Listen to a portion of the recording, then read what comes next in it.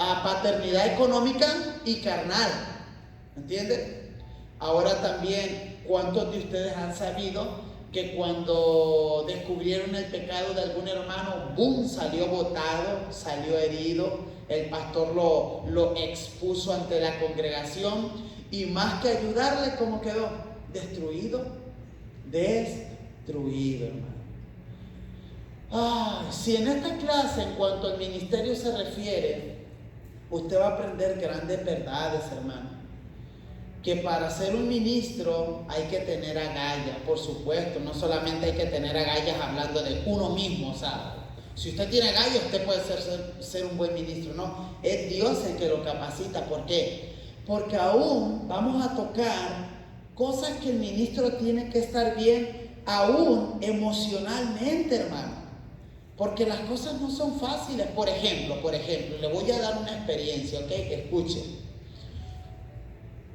Si a usted no le importa aprender esto, usted no va a tener formación. Usted ahorita está subestimando su propia vida. No, es que yo no soy llamado. Yo así decía, quizá al principio. Yo dándole garrotazos a una batería y no me veía como predicador. Pero allí iba, Dios me guiaba, por aquí, por allá, ministrando. ¡Boom! Dios pone esa llama, predicador, aquí estoy. Usted puede estar subestimando estas clases. Estas clases le están llevando a formar un carácter y estas clases le están diciendo cómo Dios te llama. Que aun cuando usted no quiera servir, Dios se puede empecinar, Dios se puede, es tanto el amor, es tanto el querer, que a Dios se le puso que es usted. Y usted dice, pero es que ahí hay un hermano más capaz. No, eres tú. Pero es que aquel tiene estudio, eres tú. Aquel tiene una vida económica más prolífera, más bendecida que yo. Eres tú. Aprende ahora. Ahora, las emociones también entran aquí. Por decir algo, una pregunta al aire. Como líder, mejor dicho, como cristiano, ¿cómo están tus emociones? Fíjense a dónde los voy a llevar. Como cristiano, ¿cómo estás en el área de tus emociones? ¿Tú manejas las emociones en tu vida o tus emociones te manejan a ti? Pastor, eso no es importante, Poco a poco voy a ir creciendo. Cuando hablamos de liderazgo, Dios está interesado en que usted sea un buen administrador de sus emociones, porque en el transcurso de la vida, si Dios lo llama a ser un líder, a ser un ministro, lo va a necesitar. O al principio del camino, como me pasó a mí, que lo he contado muchas veces con la enfermedad de mi esposa, ahí fui probado, boom, al inicio. Como esta experiencia que les voy a contar. Emoción, ahí les va. Resulta que hay un pastor muy respetado, movido en el área de profecía, de discernimiento de espíritu, de palabra de ciencia a su congregación. A mí a veces me da risa porque yo escucho a veces y él le dice, no, está explicando la palabra y habla de hombres de Dios. Estos hombres de Dios no eran como ustedes, le dice a su congregación, y a mí me da risa porque se oye como ofensivo. Estos eran rectos, estos no son como ustedes que ni leen la Biblia, que ni oran. Estos hombres sí, y así les tiran, pero pues él le habla a su congregación, ya su congregación lo conoce. Entonces resulta que este hombre de Dios lo invitan a una iglesia. Le dice, Señor, quiero que vayas a predicar a tal iglesia. Se le olvidó al pastor, ya es viejo, ya es un anciano. Dios lo está levantando en este tiempo tremendamente. Entonces resulta que nuevamente el Señor le dice, no fuiste a donde te dije que fueras. Este domingo necesito que vayas a tal iglesia porque quiero que prediques. Bueno, sí, lo invitaron. Llegó el pastor. Dice que él está predicando, es un hombre de oración, conoce a Dios. Él está predicando y mientras él predica, yo no sé si usted ya aprendió esto, escuche. Uno está hablando mientras uno predica y uno escucha la voz de Dios. Mientras uno está predicando, Y uno aprende a hablar y a escuchar, no a usted, a Dios. Porque hay cosas que mientras uno está ministrando, Dios te dice, habla esto otro. Por eso es de que a veces usted mira, oye, el mensaje como que se dio una vueltita, no iba por ahí. Entonces, usted va a ir aprendiendo mientras usted vaya exponiendo la palabra y predicando la palabra del Señor. Bueno, entonces, ¿qué pasa? El pastor de momento estaba predicando y le dice al Señor, voy a hablar. Y dice él mismo, no, yo pensé que iba a traer una palabra de bendición. Voy a hablar. Dice, ok, párale. Y paró. Y por el Espíritu le dice, en este altar hay pecado. Y dice el pastor, a mí me da miedo que el Señor me diga, aquí hay pecado porque me va a poner a hablar. Y resulta que dice el pastor anciano, dice, dicho y hecho, di que en este altar hay pecado y que Dios va a traer orden. Está el pastor predicando, hermanos, Dios dice que en este altar hay pecado, hay adulterio, declaró, hay adulterio. Y la gente explotó por ahí y dice que oía, lo sabía, entre la congregación, lo sabía. Y empezó, él siguió hablando, bla, bla, bla. Pero dice que el pastor se quedó muy hecho bolita, triste. Y que le dice este pastor, pero pastor, no te preocupes. Dios sabe que no eres tú. Y ahí le va. Le dice, es tu esposa. Se está metiendo, dile, le dice Dios, dile con quién. Se está metiendo con el ministro de alabanza. Bendito Dios. Explotó la cosa. Ahora, ustedes, estoy hablando de emociones y ya se perdieron con las mismas emociones, ¿verdad? ¿Cuál fue el relato que comencé a hablar? ¿La importancia de qué? De que un líder emocionalmente esté bien parado, que a Dios también interesa que tú seas un líder, que tengas dominio en todo. ¿Qué pasó con el pastor, hermano? Se fue a tierra. Este hombre, al saber la infidelidad de su esposa, se fue a la calle, barbón, a tomar, sucio, pipi, del dos y todo. Un pastor en la calle, como un errante. ¿Es bueno estar emocionalmente en el ministerio preparado? Dicen por ahí, aún para que te traicione tu madre, tu padre o aún tu propia esposa. Está duro. En el ministerio, hermano, aún un hombre de Dios llamado Job, ¿qué le decía a su esposa?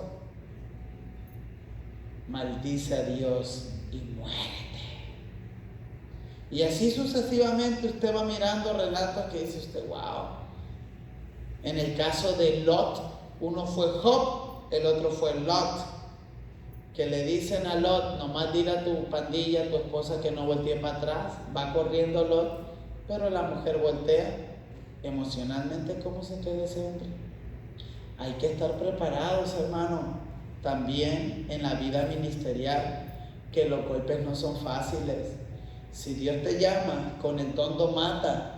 Aún aquellos que tú amas te van a traicionar, te van a dar la espalda. He sabido de pastores que la propia junta de la iglesia, con aquellos que comen, con aquellos que meten el pan en la lechita, como lo hizo Judas con Jesús, dice, el que meta ¿qué? Su pan en mi plato o su mano en mi plato, ¡boom! Esos son los que te traicionan. Esos son los que usted tiene que estar preparado. Oiga, pero con todo y eso, el corazón de un ministro, a pesar de la traición, hablando de las emociones, tiene que tener la capacidad, o debe de tener la capacidad de poder decir, querido hermano, me partiste el alma, pero Dios me llamó a que te perdone, y yo te sigo amando a pesar de tu rebeldía, traición, etc. Así es que, mi hermano, que no le digan, que no le cuente, hay que estar bien parados en el área de las emociones también, porque no es fácil. Aleluya. Bueno, quisiera proseguir más, no lo voy a hacer. Hay muchas cosas que hablar, muchas cosas que contar, pero quiero que digiera eso, hermano. Quiero que piense bien lo que estamos aprendiendo, que usted no está jugando aquí y que hoy más que nunca esto que está aprendiendo hoy le va a servir el día de mañana. No subestime el día de hoy.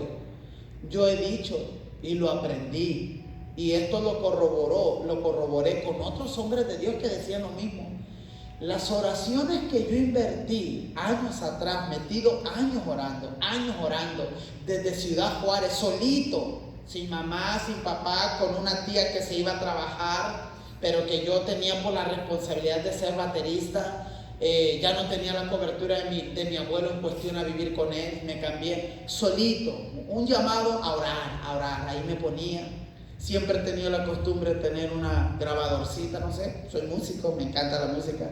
Siempre ese radio por ahí, canciones de administración, y solito, un joven 18, 20 años, fui creciendo, pero desde los 15, estoy hablando desde los 15 que estuve en Ciudad Juárez sin mis padres, mis oraciones y allí. Todas esas oraciones, lo que invertí aquí, el estar metido, siempre gente siguiéndome, siempre jóvenes siguiendo, incluso adultos, yo de la edad de una Griselda, 18 años, jóvenes como Walter, de 30 años siguiendo, digamos, a una Griselda. Griselda, ¿vas a orar? Griselda, ¿ahora dónde toca? Así era conmigo, para la gloria de Dios lo digo. Había hombres viejos, ¿dónde va a ser? No, y pues yo procuraba, necesita oración, y allí íbamos. Esas oraciones que Dios me permitió por su misericordia invertir son las que te sostienen en un futuro, porque Dios no deja caer tus palabras de sinceridad a tierra. Dios escucha tus oraciones, hermano. Por eso, Dios no contesta. Hermano, no digas eso. Dios sabe lo que hace en su tiempo. Dios sabe lo que hace en su tiempo. ¿Amén?